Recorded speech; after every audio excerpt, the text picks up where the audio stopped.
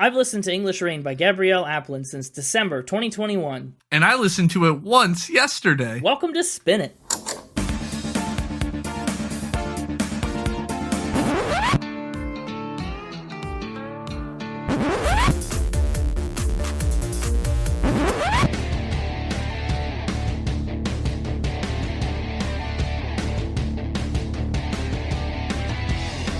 Hello, everybody, and welcome back to Spin It, the record ranking podcast for people who would rather be listening to music. I'm James, and with me is Connor. It is me. I am with you.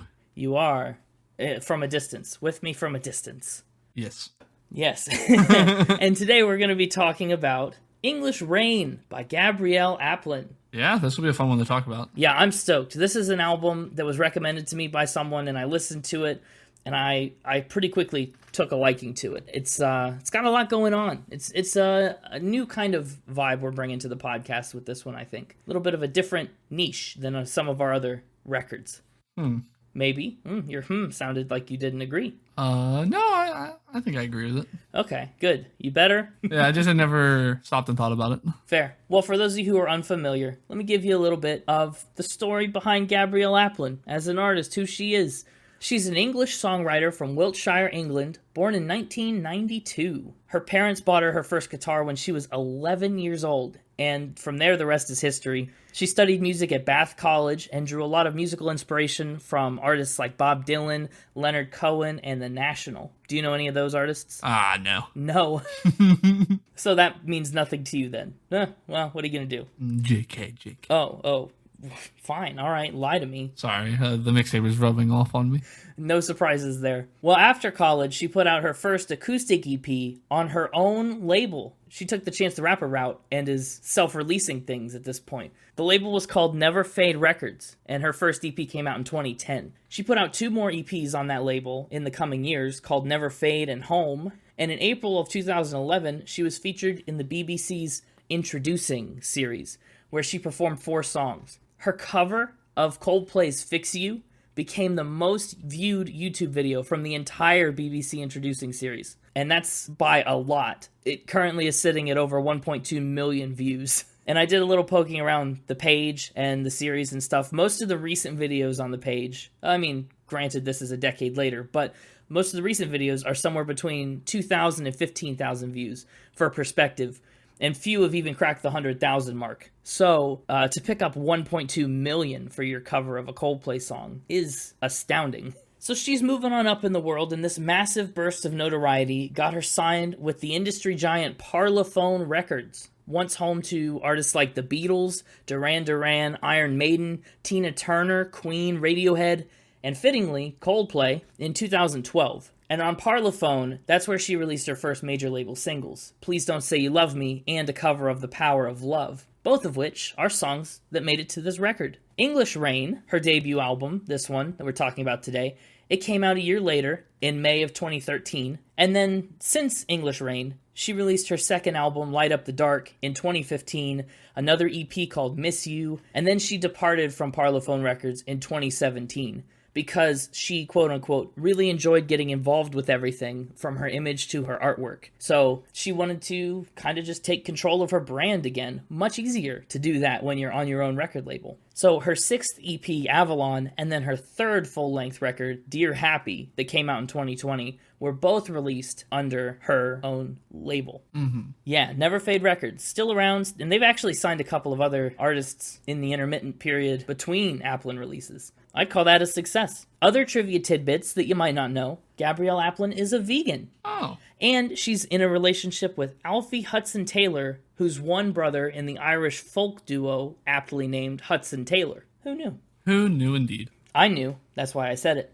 And now you all knew too. So you can never answer, not me, to the question who knew again. I've taken that away from you, and I'm sorry. Man, I'm sorry, audience. I don't think you expected to have something like that taken away from you when you listen to this episode. We should have put a disclaimer at the beginning. I know. All your plausible deniability is just gone. But that aside, we're talking about English Rain this week. You know, everything else that I just said doesn't matter. English Rain is what we want to focus on. And again, came out in May 2013, so it's coming up on its decade anniversary. It's a very folk pop like singer-songwriter type vibe to it, right? English Rain charted at number 2 on the UK and Scottish charts, and it cracked the top 10 in Australia. It peaked at number 11 in Ireland and 39 in New Zealand as well. I know, it's international. The album sold more than 35,000 copies really, really quickly, which I think is pretty remarkable for a debut album, to pick up that kind of speed that quickly. Since then, it's been certified gold in the UK and Australia for surpassing 100,000 copies. As far as critical reception goes, a lot of critics liked the album, but a lot of them deemed it very safe and not quote-unquote adventurous enough for her talent. People drew a lot of comparisons to bands like Mumford & Sons for her sound, and that's a statement that I simultaneously agree and disagree with. I'm really, that makes a lot of sense, but also I don't get it fully. I don't know. It's a very interesting comparison, nevertheless.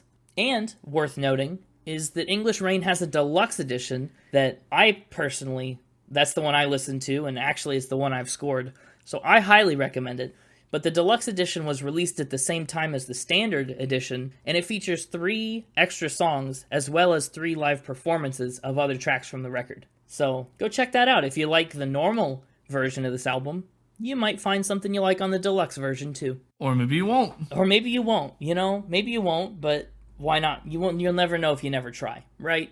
Anyway, I think that puts us in prime position to play another week of Factor Spin. How's the mixtaper doing? I know he was working real hard on the facts and spins this week after how last week went.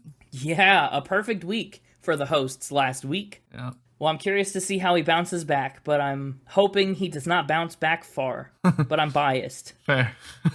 Well, let's get him on out here. Come on out, mixtaper. Hey, it's me, the mixtaper. And welcome back. I gotta warn you, if you start doing too well on this round, I'm gonna pull the panic cord. I'm gonna ditch. You're gonna ditch? Yeah, I'll pull the panic cord if you start doing too well. I think that's a reference to one of the songs, but I'm not the one that listens to them, so I don't know. Oh, sorry, I forgot. Yeah, I guess the mixtaper never listens to the music we talk about. Well, sometimes, if it's a good one, like Plastic Hearts. Okay, all right. You didn't seem too fond of Plastic Hearts when you were doing Factor Spin about it. You've had a change of heart. Listen, just because I'm not proud of my performance on that episode doesn't mean I didn't like the album ahead of time. I thought that was one of your better performances, but okay. Well, the score doesn't say so, but... All right, well, what do you have for us this week? What can you tell us, true or not, about Gabrielle Aplin? True or not, or as some might say, fact or spin. Yes, true or not is like the slogan for Factor Spin. They own ghost detecting machines. Ghosted? Why are we back on the ghost thing? Oh, we had the McBarge, the dang McBarge. Okay, what kind of machine detects a ghost? Things like electromagnetic field meters. Yeah, the EMF. Well, that was EFM, but... No, they're EMF readers. I understand. But... No, I understand. Okay, am I missing something? Did I miss the joke? Because typically they break electromagnetic field into 3 words, right? For EMF, but because I said electromagnetic field meter, that could also be EFM. Oh. So I was done. It didn't land. Cut it. Move on. Sorry. Okay. We're off to a start of some kind. So is she a ghost enthusiast then? No. She just thinks she's being haunted by a ghost. Oh, she's not enthusiastic about it. No. It's there. She's just not happy. I don't think she wants Ryan to be haunting her. Ryan, you say? You know this ghost? Yes, the ghost's name is Ryan. How does she know? Supposedly. I don't know. Oh. But yeah, she's specifically afraid of a ghost named Ryan that she's pretty sure is haunting her. What does Ryan do to prove his existence or show himself? Is he knocking stuff over like Machine Gun Kelly's ghosts? Is he eating McNuggets like James Mercer's fake ghost? Yeah, making her hair stand up on it, and weird unexplained noises, things like that. Classic ghost behavior. Sure. But somehow its name is Ryan, and she's figured that out. I don't know if she named it Ryan. That's kind of insulting to a ghost to give it a pet name like that. Maybe that's why he doesn't like her. Yeah, maybe it's just following her around until she gets his name right. Yeah. I'm not gonna make you play my second favorite game show game, Guess That Dollar Amount, this week. No. But they have spent a whopping $50,000 on ghost detecting equipment. No way. Yeah. Why? Afraid of ghosts. Has the equipment detected Ryan? I would hope so for $50,000. Okay, you got a point. I would hope that for $50,000, it's the equipment's how you found out the name was Ryan. Wow, that's a good point. How much does your typical EMF reader cost? Well, for that answer, I'm gonna have to make you play the game. Yeah, okay. I would have bombed at the $50,000 one. I would guess if you want a good one, and it sounds like she does, maybe you'd spend $400. $400. That's what you're going with? Sure. Well, you can go pick one up on Amazon right now for the low price of $29.99. Okay. But that's not a good one. No. I don't want one for a low price. I want one for a high quality. Well, yeah, if you want a high quality industrial one, I see one on here Industrial. for $645. See? Okay, so I'm not that far out of the ballpark. I would assume they probably have other equipment other than EMFs as well. It's just that's the only one that they talked about in the interview. Sure. Are any of the songs on this album maybe about Ryan? Yeah, panic cord. You know, they're ripping, just panicked. they're pulling the panic cord.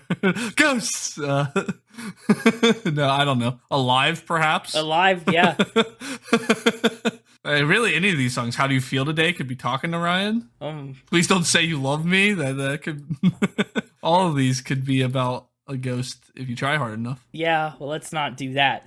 I think this is ridiculous. I can't decide whether this is true or not. I'm going to say that this is... I can't decide whether the ghost being named Ryan gives credence to this being true, or this makes it totally ridiculously false. And you just wanted to see if I would believe that there's some ghost out there named Ryan haunting Gabrielle Aplin. Either way, you lose. I lose either way. I'm going to say this is probably a spin. A spin.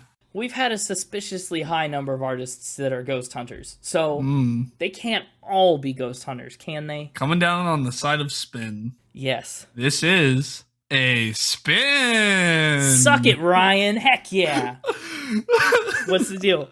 What's the inspiration for this? Are you being haunted by a ghost named Ryan? No. I'll give you a little peek into the future. Ryan the Ghost will be coming back. This fact is true about an artist I hope we do someday. Oh, no. And so Ryan the Ghost will be making an appearance in a future episode, or maybe episodes. Who's to say? Who's to say? Well, that's a tease. Okay. But not Gabrielle Aplin. All right. So you're not allowed to look up anything about Ryan the Ghost? No, that'll be off limits. Sure. But my next one for you that is... I guess technically still off limits for you to look up, but... Oh, okay. I was going to say it wasn't off limits, but it technically is. She once was offered a job to remove the cardboard sleeves from coffee cups. I'm sorry. This has the same energy as Miley Cyrus's first job being picking up bras. Because, what kind of a job is this? It's a weird job. Okay, so she's removing the sleeves from coffee cups. Is this like a recycling thing? Because usually if I put a sleeve of cardboard onto my disposable coffee cup, it's going into the trash with the coffee cup. It's not a reusable thing without a proper recycling process. Yeah, well, it's recycling, I guess, in a way. Do tell, what does she recycle them into? Well, it wasn't necessarily her, it was her employers. They were reusing them. Oh, just as coffee cup holders. Yeah. They just took them off the old ones and stuck them on new ones. After they were in the trash? They had a special coffee cup disposal trash can that customers would throw the coffee cups into. So it wasn't in there with other garbage. It was just other coffee cups. Other people's half drunk and spilled coffee. Yeah. So, okay. So it was her job to sort through them, find the ones that were good to reuse and to reuse them. This seems like a thing you'd do if you were strapped for cash and couldn't buy new cardboard coffee sleeves. Correct. So why would you pay someone an hourly rate to dig through your... It seems like you'd be better served to just spend the money on coffee cup sleeves. That was just part of her job. Sure. She worked, so this was a mom and pop coffee shop that was strapped for cash, like you said, and so she worked there, and part of the job description when she got hired was that she had to do this part of the job. It wasn't her only responsibility. No, of course not. How long did she stay in this position? I would hope not too long. You digging through trash. This is going to make me never want to put coffee sleeves on my cups again. Yeah. Did people notice that they were using trash sleeves? I don't know how you would if it was unstained. That's awful. This is another one where I cannot win. I'm kind of backed into a corner here because if I say true and you just made this up, this is how can I live with myself knowing that you pulled this one over on me? So you're going to pull a safety spin? No. No. I've never been one for the safety spin. I think I'm going to say that this is true, weirdly enough. A true fact. Yeah. Do you have a name for the mom and pop coffee shop? No. I don't know if that makes you more concerned or less concerned. That's not going to make me change my mind. It kind of makes me more concerned, but I will stand my ground here. It should have made you more concerned because I made this up. This is a spin. I thought you might have, because who would do this? I can't imagine it's never not happened, but hopefully not. But in all the things that have happened in coffee shops, I'm sure it has. Yeah, maybe. Why did you think this? What was this born from? I don't need to justify where my spins are born from, all right? Well, I'm just curious. Well, it's just a fact about digging through the trash, and some of your facts have been very personally experienced, so I'm just making sure you're okay, dude. I was sitting here. Is Starbucks treating you well? What's going on? I got a new responsibility at my side job, Starbucks. I need a vent. No. I'm just trying to convince yourself it's a normal thing. I was sitting here staring at a blank factor spin page, trying to figure out what spins to come up with, and that popped in my mind. I was like, coffee cups. What can I do with those? And this is where I ended up. A weird fact. This is one of those ones that I just didn't think you could make up. Oh, that's good, because typically you're right. You use that logic and it works out for you, so I'm glad it finally failed. It fails from time to time. It's not foolproof, which is why it sometimes gets stuck on me. I am the fool for whom it is not proof. Well, maybe you won't be the fool on this next one. She once lost a seat on a plane to a hat. to a hat? I love this game. Was this like a ball cap or a top hat or an exceptionally fancy hat? A fedora maybe? Indiana Jones was on the plane. What are we talking about? It's a black trilby hat. A trilby hat. If you're unsure what that looks like, check the Discord. Oh, okay. So it's almost fedora-ish. I wouldn't even be surprised if trilby is a specific type of fedora, because it's very fedora-like. Sure. So she lost her space on the plane to this hat, implying that she had it before, and then the hat came along and said, "You're in my seat, ma'am," and she had to leave. It was more like she bought the ticket, and then the airline was like, "Ooh, sorry." Yeah, overbooked, as airlines often do. You can't have this. Yeah, we've overbooked, and you lost out to a hat. They told her she lost out to a hat? Yeah. So somebody booked a seat on the plane for themselves, and then booked a second seat for the hat, and then... Oh, yeah. And then did not give up the hat seat when it was discovered the plane was oversold. Mm-hmm. Can I ask how that happens? Why would you... Because, okay, unless this person was already wearing a hat, there's no reason they couldn't have worn that hat on the plane. Here's an insane statistic for you. Yeah. And in fact, we're going to play a very quick round of Guess That Dollar Amount. Guess how much she was about to spend on her ticket, and therefore would have been what the person spent on the hat's ticket. I'm going to guess what it cost to fly this hat. So to do this properly, I need to know where they were flying from and to, or at least the approximate distance. They were flying to Italy. From London? From London, yeah. From London to Italy. And also, an irrelevant piece of information would be that it was a first-class seat. Oh, brother. I'm going to stick with the high-end EMF reader price of, what'd you say, $650. Try doubling that almost. It was a $1,200 ticket. Oh.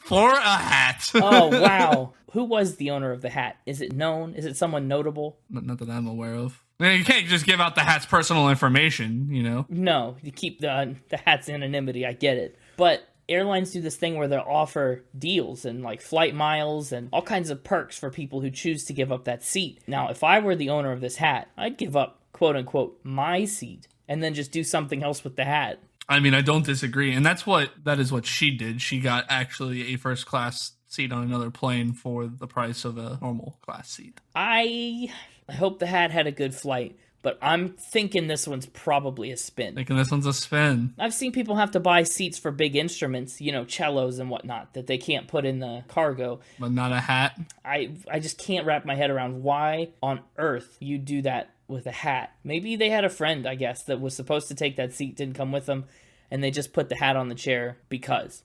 In my head, this fact sounds like they bought the seat for the hat. I think this is a spin. Going with spin. Yeah, this is the spin. This is a fact. No flipping way. About someone else. Oh, wow. I still can't believe it. That doesn't change how ridiculous this is. Yeah, and that someone else will also be revealed on a later episode. I can't believe dun, this. Dun, dun. So, remember a couple episodes back on Halsey where you reached into your trash pile and did facts from previous episodes that you considered but scrapped? Uh-huh. This is the opposite of that, where you've reached into the future and you've picked facts that you're going to do. Yeah. And you're just hitting me with them now. Oh, what an episode. Uh-huh. Hats off to you for that one. Ha ha ha ha ha. I got one more for you. I'm ready for your classic fourth fact. Classic fourth, another somewhat ramp up in my opinion, kind of on par with the absurdity of the entire round in a way. This is absurd. I can't believe what's happening today. She was part of a pizza parody band. A pizza parody band? Correct. I have some questions that Naturally. you can probably just answer with yes or no. First of all, about the nature of a pizza parody band. Do they dress up like pizza? Sometimes. Okay, thank you for following my very simple rule. Well, unfortunately, you asked a question that didn't fit in the yes or no category immediately. Okay, how often do they dress up as pizzas then? You'll have to be more complex. That also is not yes or no. I know. I've abandoned... If you're not going to follow the rule, I'll just ditch it. Yeah, they do different pizza themed stuff. Sometimes members of the band, one of them looks like he's wearing a pizza scarf in this image. One of them appears to be holding a pizza box as well in this image. Okay. Lots of pizza. Sure. Do they sing songs about pizza? Yeah, that's all they do. Yeah, you call it a cover band. Do they cover popular songs and parody them into pizzas? Specific songs, yes. Oh, which specific songs? Can you say, or will that give away No. whatever artist this fact is actually about in the future?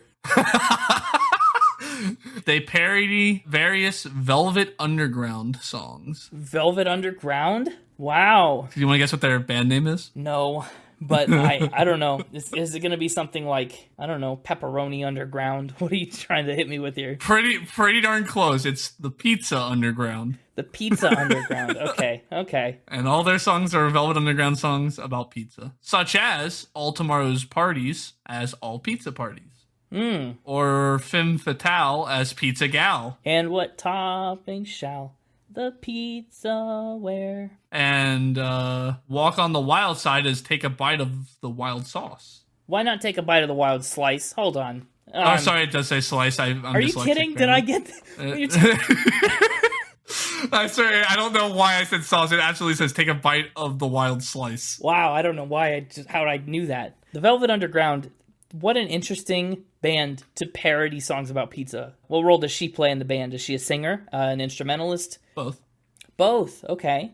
Is this like a long-term band? Is this like for some sort of sketch comedy act, or do they still do shows? What's the deal? No. This just feels like something that, I don't know, you do on a Saturday Night Live or a late show sketch or something. No. The band broke up in 2018. Well, they broke up. Oh, no. Yeah. Mamma mia. How big was this band? How many members are we talking? Talking 1, 2, 3, 4, 5. Okay, and who are any of the other members? Are they musicians or notable people? Only one of them, for me at least, is notable. Yeah? Who's that? Macaulay Culkin. I get so deep into the actual fact, and then you hit me with, the secondary fact. I have an easier time believing this fact because of that, actually. Weird. All right. Not what I expected. Well, not that it's about Gabrielle Aplin, I guess, but just that this exists at all. Just that it's a true fact. Gotcha. Yeah, that feels like this is a real thing. How did he get connected to the band? What was the idea behind it? He founded it. Unsurprised again. So this is the brainchild of Macaulay Culkin. This is what happens when you leave him home alone too long. He starts thinking. Specifically, Macaulay Culkin said he wanted a band without people criticizing him, saying, "Hey, isn't that the kid from Home Alone?" Or, "Why are you only singing songs about pizza? This is weird." He wanted a... I don't know how he avoided that second one, but It seems like it would incur the second one. yeah. What instruments does she play in the band then? Vocals and the pizza box. She plays the pizza box? Yep. A fitting job for one who spent a lot of time working with cardboard. Yeah, yes. Macaulay Culkin's band has a bit of a rotating cast of members. Okay, yeah. It's him and two buddies who are the main band, and then they get different celebrity to come and be other members in their music videos and performances. Right, so it is kind of like a revolving door thing. Right. And they typically give that person the job of singing and the pizza box as their instrument. Wonderful. So how long did Aplin perform with them? For a one-song deal or what? Aplin was in... It's a music video that parodies the 3 songs I named earlier. All Pizza Parties, Pizza Gal, and Take a Bite of the Wild Slice. It's like a mashup video, I guess. Yeah, sure. She was in that video, and then when they toured in London, she met up with them and performed in one of the live performances. Amazing. As unbelievable as this is, I think I'm going to have to say fact. Going with fact. Yeah, I was kind of not with it until you brought in Macaulay Culkin, until you mentioned that it was a revolving door, and she was like a special guest that showed up. Full stop, I believe this band exists. And if this band exists, I guess it's not impossible that she could have been involved with them at some point. My only last piece of information I have, since you've kind of locked in already, but I wanted to give you, is that the video that she's in features the group performing on a bed of pizza boxes, surrounded by pizza checkered walls, with members of the group wearing slices of pizza as masks. What a gimmick. Just really needed to throw that out there about the video real fast before we moved on. Well, I'm excited to see it when you reveal that this is a true fact. This is a spin. Oh, man. Well, drat. You pretty much nailed it, though, in your analysis section. The band absolutely exists, founded by Macaulay Culkin, all that's true. It's just there's no revolving door of celebrities. Oh, I should have got you. I should have asked who else has been in the band. Oh, I had a list of people, don't worry. Well, can I ask who you would have lied about? I had Bono, I had Lady Gaga, I had a couple celebrities that weren't singers in there. I had Nick Cage on the list. I just created like a list of random celebrities I could think of that wouldn't have anything in common. But the video I was mentioning does exist, and I've linked it to you for you to look at sometime in the future. It's weird. It sounds weird. I can't believe it, but I can. Wow. So what do we do? Go 2-2? Yeah. The classic split? All right. But I got you with 2 really good spins, I think. And you've set up 2 really interesting teases for the future. Yes. And who knows how long I will sit on them. It could be months. I'm pretty content with this round of factor spin. What a wild one. Well, with that, I'm off to find more crazy facts and make up more crazy spins. I'll see you next week. You do that. All right. We'll see you next week. Yeah. All right. Welcome back to the one and only Connor. That's me. That's you. All right. So let's talk about the album art on English Rain. No. Okay. And let's talk about track 1. I feel like we've made that joke before. Probably. That seems right up your alley, I guess. Yeah, this one, I like it. The album art. Yeah, it is simple. Well, there's 2 different versions of it, and I like them both. I can't actually decide which one I like more. There's the normal version where she's kind of uselessly holding an umbrella and leaping through the rain. And then there's the deluxe edition where she's holding an umbrella facing the camera so you can see all the colors on it. That's the one I'm currently looking at, because that's the one that's on Spotify, because I'm on the apparently deluxe edition of Spotify. Even though it's just called English Rain, it doesn't say deluxe edition. Yeah, and I've listened to the deluxe edition since I've known the album. I like the deluxe edition a lot, and I'd encourage you to check it out if you like the normal version, because there's some actual bonus tracks plus some special versions of some of the bigger songs from this record. Let me look up the one where she's apparently uselessly holding an umbrella. Yes. To be fair, it's also being held uselessly in the deluxe edition's cover. But they're aesthetic. They're aesthetic, but either way, she's getting rained on. Oh, I like that. Yeah, she's got it held. It's like the wind's taking off with it. She's trying to pull Mary Poppins here. Is that what? Yeah, I guess maybe. She's Mary Poppinsing. That's a new adjective. Which one do you think is better? I like the aesthetic of the deluxe edition better, but I like the playful tone that the normal one sets when you look at it. That's exactly what I was thinking. Yeah, that's literally, you hit the nail on the head. It's definitely not a cover that makes you want to pull the panic chord, which is coincidentally, totally, what a coincidence that I just said that. That's the name of the first track. That's crazy. What are the odds, you know? I could have said anything, and I chose to say that. What? Who knew? So Panic Chord, I think, is a great way to open up this album. And, I mean, for me, it was a great introduction to Gabrielle Aplin as an artist. Mm-hmm. It's like that perfect blend of pop and singer-songwriter folk for me, this song is, and it's really cool. I like it. She said she wrote it 4 years before the album came out. She said it sounded meaner than it was actually meant to be because it was about a boy that liked her and she didn't share the feelings. So that's what this whole song is about. She says she didn't want to be mean, but she says, I guess in some situations you just kind of have to, which is why we get lines like, maybe you were just too nice to me. It's interesting because, you know, you put this down as being a pop album. And so, but then I went into it kind of expecting that. And then this first song didn't feel that poppy to me. I guess more accurately, Gabrielle Aplin is a pop artist, especially on her later albums, but this has way more of like a singer-songwriter style to it. Is singer-songwriter its own genre? Yeah, it's not officially, like there's a lot of different ways that it can be, but it's pretty much like it counts as its own subgenre. Okay. Are you sticking with pop for the genre classification of this album, even though you kind of said it's not that poppy? Yeah, it's pop and folk and singer-songwriter kind of all blended together. Well, if you, like me, went to listen to this album and you saw it labeled as pop, you don't expect it to actually be pop because it's not that. No, it's not. But like I said, her later albums definitely are a lot more poppy in tone. Anyway, I like Panic Chord. I like the instrumentals going on in the background on this one. Yeah, definitely. The guitar's pretty cool. It really keeps the song driving right forward. I love the way that she crafts the verses, just alternating between those two chords like she does. And then we get prepped for the pre-chorus with this tiny little minor chord that just barely hangs us into it. And then on We're Just a Box of Souvenirs, the first time it just cuts out. Great way to amplify the chorus. And the second time she says, box of souvenirs, there's just another little minor chord in there. This is to keep you on your toes. You know, you never know what to expect. What also throws me off on this song is the bridge, where she sings the phonetic names of the notes of the scale, do, re, mi, fa, sol, la, ti, do, but she doesn't change the pitch, so it doesn't follow. Yeah, so it's not actually following do, re, mi, fa, sol, la, ti, do. Yeah, and that one is off for me, but otherwise, I like the song. Yeah, it's really just going do, do, do, do, do, do. It's like you're listening to the Sound of Music soundtrack and start skipping. Right, yeah.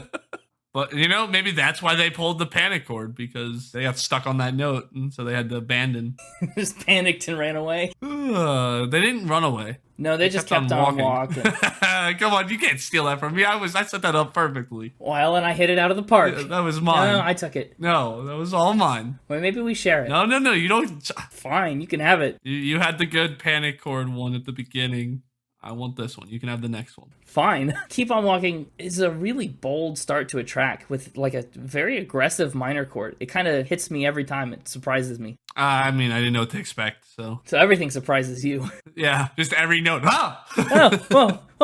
It's horrifying. It's a terrifying experience to be in your shoes every week. Listening to me listen to an album is horrifying. I'm just constantly screaming. No wonder the mixtaper's evil. I don't care for the way she comes in singing on this one. It's different. She starts high and goes lower. It flips what you might expect on its head. I just expected a harder entrance than the whispery kind of higher, like you said, higher note that we got after the like thudding of the drums at the beginning. Yeah, I understand that. Gabrielle Aplin says that Keep On Walking was the most spontaneous song on the album, and it was written the quickest.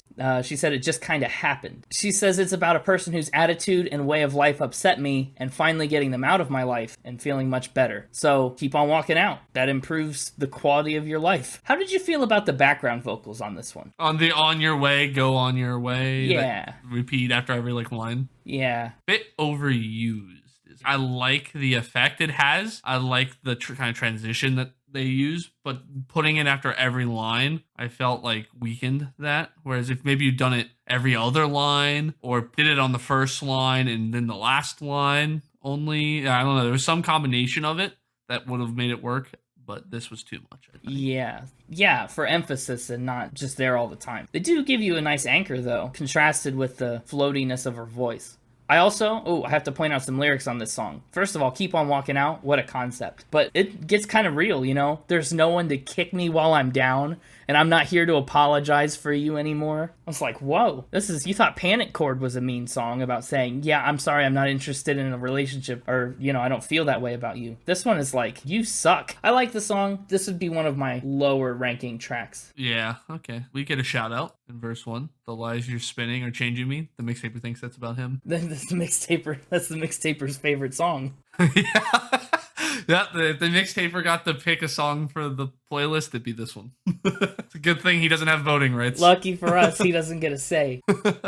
And speaking of not getting a say, the next song is called Please Don't Say You Love Me. Far and away, one of the biggest songs on this record, and it's one of the tracks that kickstarted her whole career, actually. Really? Yeah, Please Don't Say You Love Me. Huge hit. I mean, look at it. It's got 100 million Spotify plays. You know me, I like to look at the Spotify numbers. Exactly. That's how I knew I could convince you with that simple little statistic. Consider me convinced. Perfect. I like the kick drum on this song, and it pairs really well with the acoustic guitar, but holy crap, those chords change so fast. It's impressive that it feels as smooth as it does, but I still think it kind of is a little bit choppy.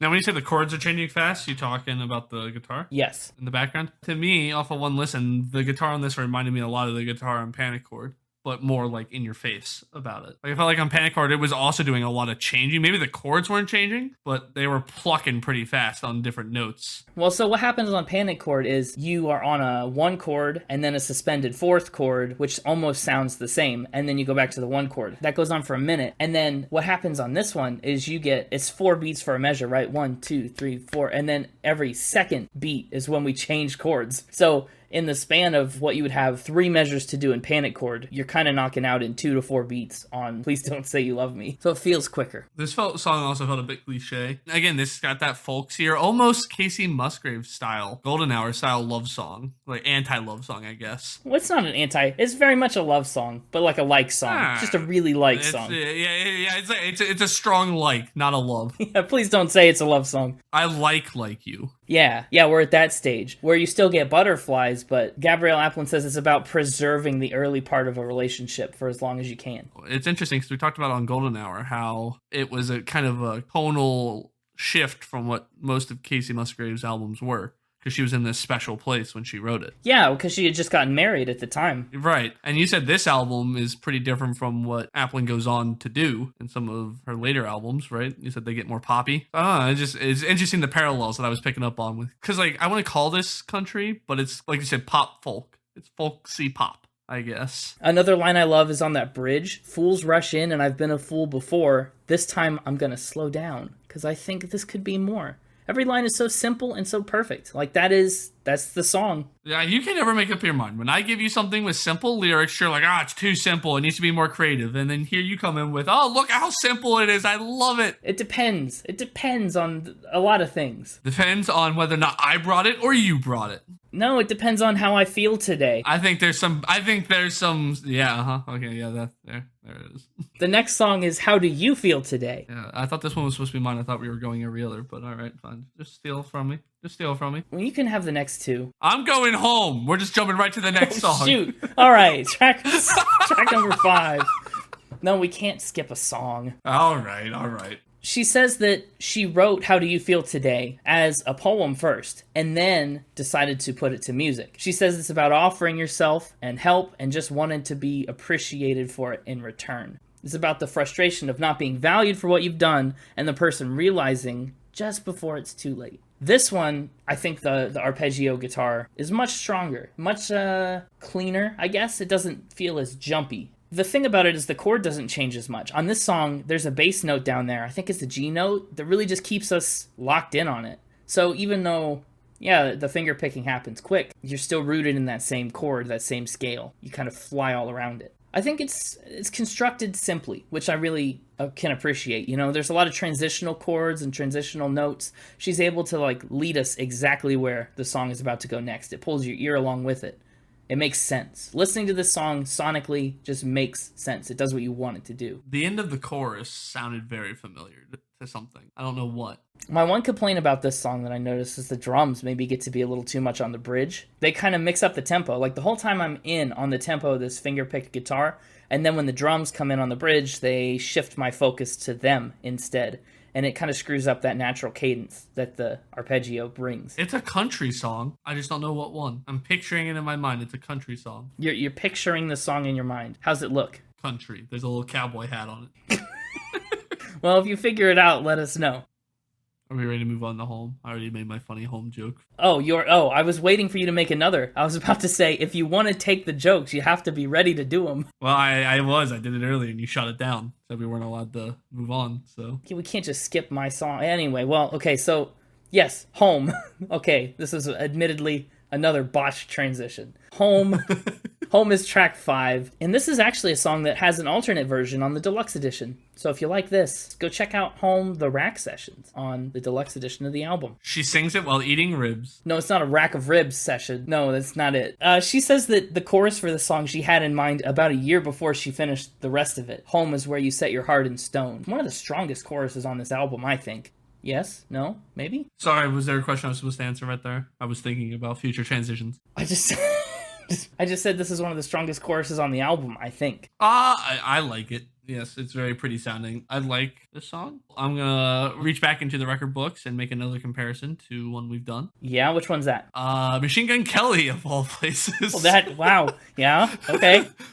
Well, I argued that Machine Gun Kelly didn't, like, his sound sounded better when he was being accompanied by other people. Mm-hmm. And I think I tend to agree, specifically with her higher range that she likes to use on this album. Her higher range needs something under it to help support it. Otherwise, it's floating there with no bass, in my opinion. And so when she takes that loftier side of the chorus and he's singing under her, the harmonies are very pretty and it works very well. They are very nice. And it made me want it in other places. They worked almost too well. Oh no, it made you realize what might have been everywhere else. I like her storytelling method in this, right? How we start in this first verse with everything that's in the wrong place. A phoenix that's in the water and like literal fish flying. Can we salvage this recording? Like, this has gone off the rails. Because Salvation's next. Yeah, I was hoping to see you make that a little better. Well, this one was supposed to be yours. I did Home. I just had to step in because you didn't. Oh, I thought I gave you 2 in a row. No, I'm not greedy. I don't need 2 in a row like you. I'm happy going every other. Well, I didn't realize it was supposed to be mine. I'm sorry. Salvation is track 6, and it is pretty much about just what the title says. Someone who comes in the last second to be your savior, who pulls you out of the trauma, the trouble that you're in, and takes you. I like the piano in this one. Maybe the best moment of piano on the whole album. One of the only moments of mostly piano on the album. And I think what it is, too, because on, like, the pre-chorus, she, again, goes into that loftier headspace with her singing. She gets that slight airiness to her pitch again and everything. But that piano provides the bass like the guy does on Home. It stays down low and it's loud and, like, it's, it fills the void, right? So that it provides a solid layer for her to go up there. Yeah. It's another example where her having something under her supporting her rather than just kind of singing with some trilling guitars in the background, it works better when she's got that support. I think a lot of these lyrics are more obscure. They're not as direct as some of these other songs, right? We go through this whole metaphor of you're the avalanche, and we have tricks of the light and psychedelic silhouettes being so buried that all you can see is white, being covered by the avalanche, and that is what saves you. It's kind of a lot to untangle, but she does it with a pretty terse verse. It's the return of the terse verse here, which I kind of like in this song. It makes it feel simple, very heartfelt. I guess I'll point out one lyrical highlight in the song, and then we can move on. I really like the cadence on a psychedelic silhouette. Those are 2 big words strung together. Especially when syllables are so scarce. Not only is that a good rhythmic sound and complex, like you said, when your syllables are scarce, it's hard to fit in big words like that. But she does it, and it's just a nice image. It is, I suppose. I don't know. It fits well in my brain when I hear her sing it. Does it have a cowboy hat? It's a cowboy hat covered in mushrooms because it's psychedelic. Sounds like a fun guy. Alright, man. I hate that that you were able to come up with that so quickly. Audience, I know sometimes, we edit out dead space. There was no dead space there to edit out. There was no dead space. It was instant. Is this next one yours or mine? It was meant to be mine, but because I accidentally did 2 in a row because you didn't realize it was yours, how about you take this one and I'll take the next one? Okay, sorry. I waited for a bit for you to say something, but I decided I was just ready to question. Track number 7 is ready to question. What are we questioning? Well, I was questioning whatever you're ready for. I'll tell you what, I was questioning if this song started when I first started listening to it. It was very quiet. There was that dead space at the beginning, and I missed the first drum hit or whatever. And I didn't hear it, and so there was just a good chunk of silence. I was like, "What's going on?" It is pretty quiet for a good couple seconds. For about 6 seconds at the beginning, nothing happens. So I'll give you that. Well, there's a couple drum beats that are real quiet. If you don't have the volume turned up, you won't hear them. You didn't have the volume cranked by this point? Salvation didn't have you turning it to 11? No, it did, but you got to turn it back down for the next song and let it turn you back up to that. You got to give it its own chance to turn you up to 11. Yeah. Every song starts at the same level, a solid 7, and builds from there. And builds from there, or lowers from there if necessary, if it warrants it. Yeah, if needed. When you want to bring the house down, it can be lowered. So she wrote this song with 2 of her friends, and they actually worked on a lot of the album with her. But this is a song they were just hanging out, talking about religion and the nature of life and what's going on, and just some really deep philosophical stuff that's way more complex than I just made it sound by describing it like that. But that's what this song is all about, kind of just coming to terms with growing up and figuring out what life and the world is all about. So we get this interesting kind of confusion on the first verse, this inquisition. Am I missing something? Is there something you're not telling me? I don't know what to believe. And then by the time we get to the chorus, it kind of melts into this acceptance of, yeah, I'm ready to question what's going on. What's the deal? Let me dig into what's happening around me and figure out what I believe in. And then, verse 2 only reaffirms that. We increase a little more with seeing the lines between devils and saints fade, seeing pictures with no meaning, everything you think you understood about the world starts to get turned on its head. And that's just a very tangible example of it. To say, yeah, I've experienced all this, and that's what's altering my worldview. Also, this song is wicked catchy. It's all right. This one didn't stick with you much, huh? A specific part of it stuck with me. Yeah, which part's that? And I know I'm starting to sound like that broken record I sometimes sound like. But the oh-wohs, we haven't had a good oh-woh How did I know? How did I know, whoa, that's where you were going to go? Where you go, oh?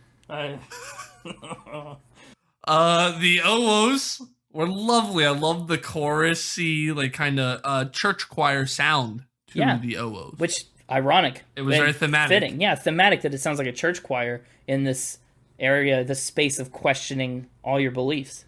And I really liked when you get down to the somewhere near the bridge, maybe the last chorus, outro area, where they start using it more than just the occasional oh-oh. They start oh-ohing the entire time, she's singing over top of the oh-ohs rather than them just kind of enunciating the ends of her phrases. I like them.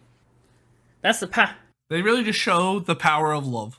This one was I heard you try to cut in. I heard you try to steal it. We just a song ago determined the order, and you already tried to ruin it.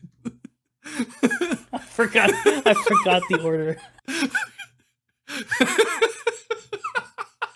So, the track 8 is The Power of Love. And what a powerful track.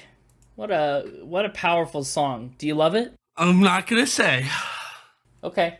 Well, this is a cover song. If you're curious, this is not an Aplin original. The original is from Frankie Goes to Hollywood. That's where the OG comes from. Yeah, it made it to number 36. Well, it started it. It debuted at number 36 on the UK singles chart, and then it got all the way up to number 5. And then it got all the way up to number 1. Whoa! Yeah, 36, and then a week later, it was number 5, and then by the next month, hit the top. All right, I can't keep it inside. I like this song. You like this one. Good. I don't love it. Don't say it. Don't please don't. Don't say you love it. I won't say you love it. I like it. No, this is a song where her airy, higher pitched vocals sell the song. It's what the song needs, right? It's what this song is written for. It has those swelling, like I said, all encompassing, just chords that fill the entire space, and then over top of the space, the roof explodes out, revealing the clouds, skies, and the angels soaring overhead, just eyeing these lyrics at you. You really got into this one. I like it a lot, he says. I started on that and I couldn't figure out I couldn't figure out where it was going, so I just kept climbing. Don't say I love it, but as the skies burst open and the angels descended, owing straight to my heart with the floaty of the vocals. It was a divine experience. Yeah. Whoops. This song, it's built for vocals. It's ambience and it's vocals that cut straight through. And I like that about it. It kind of caught me off guard when the song started talking about vampires. That always throws me off. But the rest of it, I'm with it. I don't mind it. Flame on, burn desire, love with tongues of fire, purge the soul. No, not like Human Torch flame on. Oh. No, that's not it. That's not what they were going for. You are all over the board on this song. This is maybe the most poetic of the songs on the album, I think. Yeah, I'll agree with that. Love is danger, love is pleasure, love is pure, the only treasure. There's just a lot. There's a lot of lyrics in here. Highly recommend. The Power of Love. It's very powerful. Let's say it's your turn. You notice how I didn't just jump in and steal it? I gave you a moment. Yeah, I did. The Power of Love, it's enough power to make you feel alive. Track number 9 is alive. Yeah, I had to come up with something on the spot. She actually likens this song to Salvation, where she's kind of in a new phase of life. She said when she was writing Alive, her dad was really sick, and so she was just looking for a way to distract herself, a way to kind of escape that situation and just focus on some of the happier parts of life. And she says she thinks it was actually super helpful that she did that, because that helped improve her attitude, which in turn helped her dad feel better, and it pulled him through his illness, she says. So that's kind of the backstory of Alive. This song's very orchestral, I think it's different in that regard. But not like in the same way Power of Love was, or not even really how Salvation was, or Ready to Question, even with the choir. This is like different. I like it too. You like it too? Okay, I wasn't sure. You kind of came into this album not expecting it to be what it was, and you kind of said, I'm curious to see what you thought about this album to me. And so that made me curious about what you thought about this album, because we haven't done one quite like this before, and I don't know where it falls on your radar. So this is kind of calibrating me for future things that I'll throw at you. We'll get more into that in Final Spin, but this song has, I think, the best hit of her high range, like the best use of her high range vocals. It's Not Too Late. Yeah, what a good vocal run. It's a great vocal run. Alive is another one that's got a special rack session on the deluxe edition of the album. Really? What is a rack session, by the way, if not eating ribs and singing? Usually when you see something like the blank session, it just describes where it was recorded. Is it a bunch of deer singing? That's another option. Because they have racks of antlers. Antlers, like a rack of antlers. Yeah. Rack, maybe it's R-A-K. Still rack, isn't it?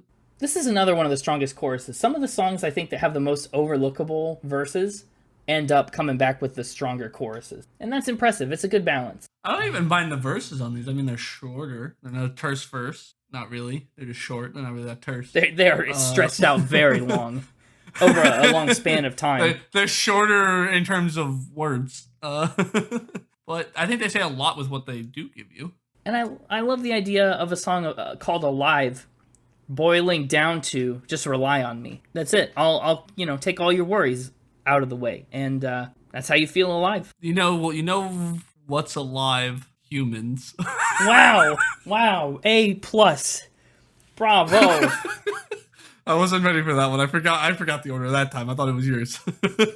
Nope, it was not mine. It was not mine. Yeah, this song, I'm not sure I love the way that it starts. Just with that little, show me that you're human, you won't break. Like, we get that little tease of the chorus. I don't know, I guess it's the only time something like that happens on the album, where we just start with a little sneak peek. But I don't love it. I could do without. I kind of just want to wait till we get there naturally. It kind of feels forced on you right off the bat. I agree.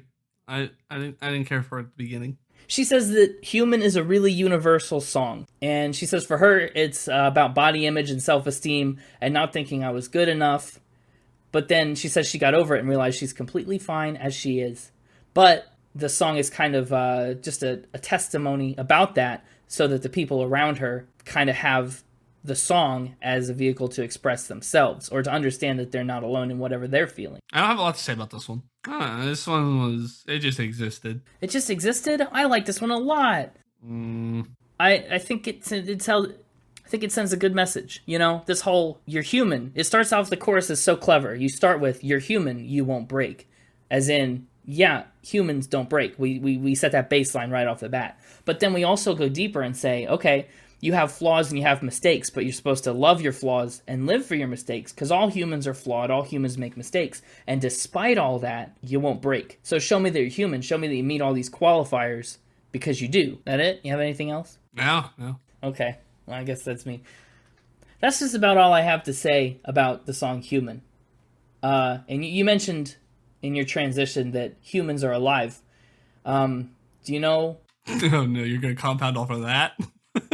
Do you know when a lot of humans are alive? July. Yeah, in July. But then also several months later in November. Oh, man. First of all, by the way, I love that November is track 11 on the album, given that November is the 11th month of the year. Oh, okay. I see what you did there, Aplin. I'll give you, a little couple bonus Connor point. You okay? You trying to come up with a new thing you can give?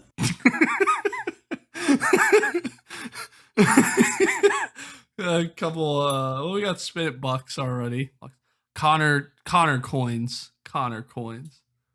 You could take yourself a couple Connor coins over to the arcade, play a couple games of Pac-Man. What are you talking about? Enjoy a well-earned Connor coin for making November track 11. I don't know what I'm doing.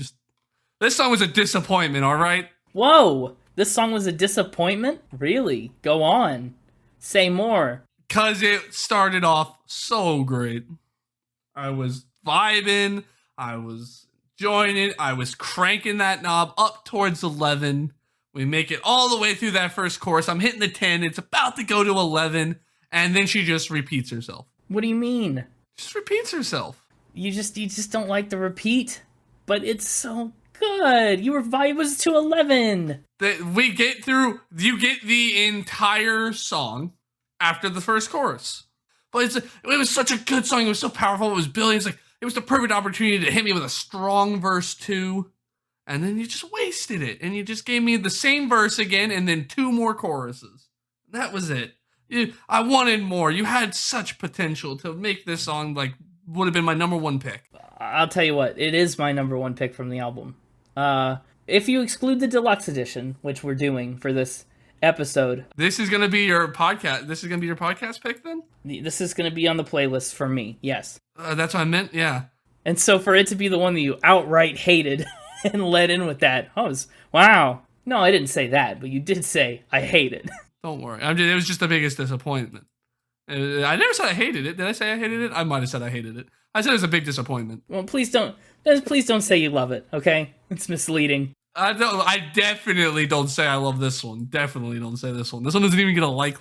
Well, you're just like the song. You always used to love November. I loved November up until verse 2. And then I hated November. There, I said it. I said the hate word. I'm getting a lot of mixed messages from you. I didn't hate it. It was still catchy. I wanted more. It had a lot it had a lot of potential. It's like when a parent gets disappointed in their kid because they're not living up to their potential. That was me with this song. I'm disappointed. I'm not mad, I'm just disappointed. She says that she wrote this song as kind of like an exercise in creating short stories, where she had this idea of being left out in the English rain. Also, that's the title track line right there. November is the source of that. Yes. Yep.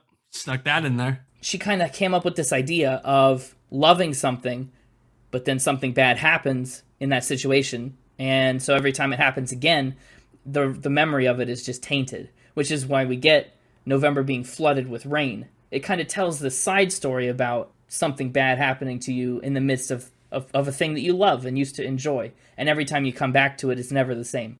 You know what's interesting is this song actually is the reason that I first put this album on my albums of the month list in November. Really? Yes. Yeah. It just seemed right. It seemed fitting. Fair enough. It's the same reason that NSYNC is on there right now with It's Gonna Be May. Is it my turn? Well, yeah, it is. It's your turn. I did that awful lead into November. Well, we've been making awful transitions since the start of time. We have. Boom. We really have. Did it. That one was organic and that one was decent. Come on. That one was there. You gotta at least like it. You don't have to like it. And definitely don't say you love it. You gotta like it. The start of time is... I've never actually... As someone who's only listened to the deluxe edition of this album, I've never considered the start of time to be the end of this album. And so it's always kind of gotten lost in the shuffle of what comes after it for me. I think it's an excellent ending track. Now that I've listened to and stopped the album here very intentionally, I think it does a great job of concluding this collection. She says she was inspired to write this by The Hollow Men, a poem by T.S. Eliot. And the line specifically that inspired her reads, "Our dried voices when we whisper together are quiet and meaningless." And she said to her, that was about not following the crowd, because saying something different, standing out from the crowd, is really what sets you apart. She actually got a tattoo with that. Oh, really? Yeah, and so she says Start of Time is about having an idea so different and finding someone who shares the same thoughts and beliefs. And it feels refreshing. You know, we've gone through the English rain of November, and we end this song with, like, the sun coming out. It feels renewed. Everything we've been through on this album kind of gets this fresh, clean start at the start of time at the end of the album. It's just an interesting... There are a lot of interesting lyrics in here, too. You know, we return to some of the previous metaphors that we've seen, like being a drop of water. You know, tomorrow I'll be in the ocean, just like that phoenix in the water, the flying fish. And then I also really like the kind of comforting nihilism, I guess, of an atom in a sea of nothing, looking for another to combine and be like, maybe we could be at the start of something together at the start of time. Like, you find that person and then it's just like, boom, you know, you were in a sea of nothing and now all of a sudden the sun comes up, you're with your person, and then that's it. That's everything. That's the start of all of it. I really like where they hit what Genius Lyrics is calling the breakdown section. Yeah. I like the guitar that comes in. Yes. It's a good guitar hit. Maybe the best guitar hit on the album. As far as a singular boom guitar moment goes, yeah, I'd agree with that. But I think the guitar throughout this album is pretty phenomenal. It's all right. I like Start of Time. It's an excellent end to the album. And I guess we should get to the end of the album and to the start of Final Spin. Let's do it. I've already made my playlist pick known. It's November from me. I had other considerations. My number 2 playlist pick would have been Evaporate from the deluxe edition. Well, that doesn't count. If we were indulging in that. What would have been your other pick from non-deluxe edition? If I couldn't pick Evaporate, I thought this through because I knew you were going to say that wouldn't count. I also would strongly consider How Do You Feel Today and then Panic Chord. Oh, man. We did not agree, like, at all. No, we weren't going to overlap either way. No, not at all. Interesting. Well, so let's talk scores. I think this album does a lot of things right. I think the melodies are soft, but they're poignant. They stick in your brain really well most of the time. And I think she really does use the full range of her voice, especially the higher register, to great effect. I think a lot of these songs know when to come on strong, like Panic Chord or Keep On Walking, and then they also know when to take it easy, like The Power of Love or Salvation. That, you know, you get your quiet, reflective moments, and you get your outward, get away from me moments. It's kind of a good blend. Mm-hmm. I think I'm giving music a 92, pretty high, but this is an album to pull a trick out of your playbook. This is a high re-listenability album for me. It was one that was really easy to come back to when it was on the Albums of the Month playlist, and even since then, it's one that I'll seldom have a hard time putting on. Lyrics, wow, you know, that's what I have to say about the lyrics. There's so many spots in here where she waxes poetic, and it's, as you apparently said, it's like the sky opens up when you get to the ceiling, and down I don't even remember. Only the one time. Only the one time. And that only happened one time. Well, I like a lot of these lyrics. I think everything feels effortless. You know, a lot of these verses are short, but the space is so well used, and the images are so poignant. Lyrics have given a 90. Instruments and production, this score may be just a smidge, just a touch high, but I think it all balances out at the end of the day because we've got the really, really good guitars throughout. Like I said, the arpeggio is super awesome. A lot of the orchestral parts are subtle, but they do a lot to elevate the song. Everything's pretty clean. You know, there's not a lot of moments that feel muddled or anything. Sometimes the drums are too strong, and I'm still stuck even here at the end of this long album on those background vocals on Keep On Walking that were just a little too much. I'm still thinking about that. I'm giving instruments of production an 88, but I could see that dropping a point or two, maybe, within reason. And again, also, these scores are for the deluxe edition that I listened to. You know, it doesn't really... Okay. There's some extra. There's some maybe extra. Will change things. Yeah. I was thinking some of these scores were a little high, but I haven't heard the deluxe edition, so I gotta find out about those rack sessions. You gotta see what it's all about. And then, the vibe. Overall vibe score. It's just a comforting album, you know? I feel like this album, first of all, stylistically super consistent, lyrically super consistent. It just feels like everything fits and all the wheels are firing on all cylinders here. I'm thinking vibe on this album is a 95. It's funny because sometimes on softer albums like this, I'll find myself checking out or getting bored or whatever, but I find English Rain really engages me the whole way through. I don't get lost in the quieter moments. They kind of only enhance the experience for me, which is bizarre and kind of not what I'm used to. I predicted this. Okay, well then you could predict what my final score was. I think this album made it top 50s for you. You're right, it did. This album got a 92.6, which currently puts it at a 34. Wow. This is one I like. It's one that I don't have too much negative to say about, and I found myself coming back to a lot more than I initially expected. Interesting. Now to crush you. Oh, no. Please. No. How do you feel today?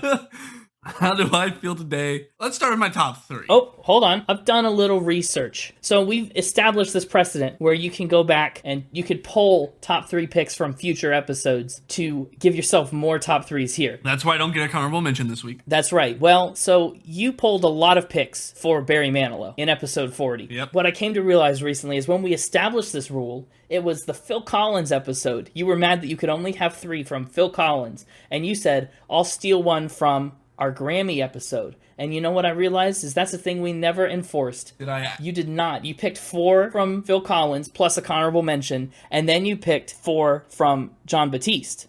Are you sure? Don't make me. I've got evidence. Play the tape. Roll Play the tapes. Roll it. Whatever you borrow, you have to take from the next episode immediately. All right, I'm just going to borrow one then. My 4 top 3s plus my honorable mention. Sussudio, Long, Long Way to Go. We got I Don't Want to Know. We got One More Night. And we have Inside Out. So we got We Are. Then I'm going to say Cry is also up there in the top 3. I Need You is in the top 3. Oh, wow. And then I'm still I'm split on my honorable mention for it's between Tell the Truth and Movement 11. Wow. So you really loved the first 4 tracks. And then no, I guess yeah, I did. Well, no. Yeah. Well, that's unfortunate. It's unfortunate. So I think for this album, you should probably only get 2 picks. Wait, my top 3's gonna be only 2 songs? We've gone the opposite. Your top 3 is 2 songs. Your top 3 varies between 2 and 8 songs so far. I love it so much. So my top 3 are The Power of Love and Alive, tracks 8 and 9. Okay. So those are your 2 top 3s. For the playlist pick, I think I have to go with Power of Love. You know, the roof exploded and the angels descended. I think I have to go with Power of Love. It's a thing the audience has to experience. Yes. You've been suspiciously quiet on some elements of this album, so I'm expecting a hot take from your score. Listen, like I said, you won't catch me saying that I love it. What do you think my score is going to be? Let's set expectations here. Goodness, What did you hope it would be going into it, first off? I think from you giving your rankings so far on a handful of other albums, I would have hoped this ended up optimistically in the 7s. Realistically, I kind of expect you to give it a 6. Okay, so going into it, you were hoping a 7, but now you're thinking a 6. No, not thinking a 6. It sounds like you're about to drop something even lower than a 6. However, I would like to think this would end up maybe above Apoptosis for you. Maybe above Stevie Ray Vaughan. High 6s. Let's see. Well, give some final overall thoughts and opinions, and then we'll see how right you are. Yeah, we'll see. This album definitely got better as it went on. Okay. I was not a big fan of the beginning, almost half of the album. The songs that had the swollen, all-encompassing instrumentals, like The Power of Love and Alive, were definitely the standout highlights for me.